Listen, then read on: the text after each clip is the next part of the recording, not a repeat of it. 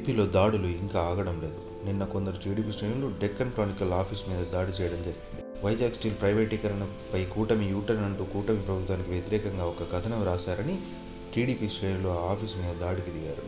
రాష్ట్రంలో సాక్షిని, డెక్కన్ క్రానికల్ని బ్యాన్ చేయాలంటూ నినాదాలు చేశారు. ఆఫీస్ ముందు ఉన్న బోర్డుని తగలబెట్టారు.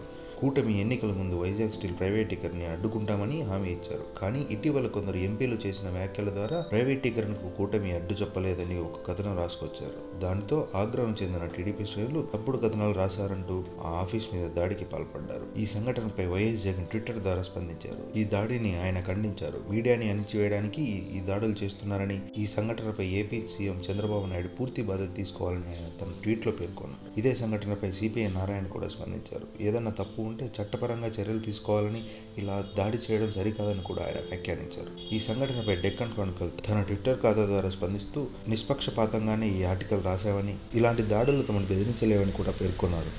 ఏది ఏమైనా ఇలా దాడులు చేయడం ఎవరికీ సరికాదు. ఏదైనా తప్పులు ఉంటే చట్టపరంగా చర్యలు తీసుకోవాలి, కానీ ఇలా దాడి చేయడం ఏమాత్రం సరికాదు.